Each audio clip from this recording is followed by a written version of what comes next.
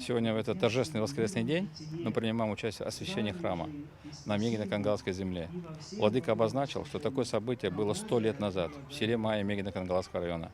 Мы сегодня ощущаем изменения нашей жизни. Перемены, которые будут происходить по всей республике, обязательно заденут Нижний Бесях. Нижний Бесях будет одним из центров роста.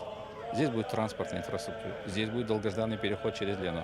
И появление храма, дома, где дается сила, торжество жизни, совершенство этой жизни каждому из нас, оно необходимо. И я очень рад, что участвовал владыкой вместе на родной Мегино-Кангалской земле на открытии и освящении такого великолепного здания, храма, дома каждого человека, который трудную, тяжелую минуту или в дни торжества находит здесь себе свое совершенство, свое «я», свой дух и желание жить дальше.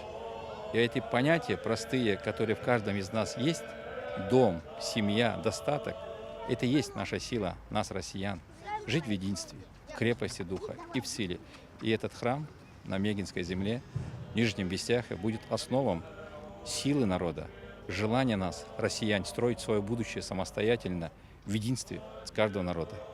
И вот эти события символические, столетней давности, которые сегодня повторяются, они говорят, что мы правильно живем, что мы правильно работаем, все вместе. Церковь, государство, все вместе.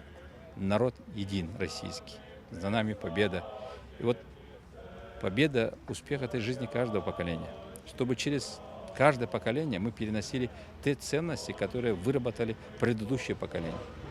Гордость за свою родину, желание жить в единстве, понимать друг друга и силы духа.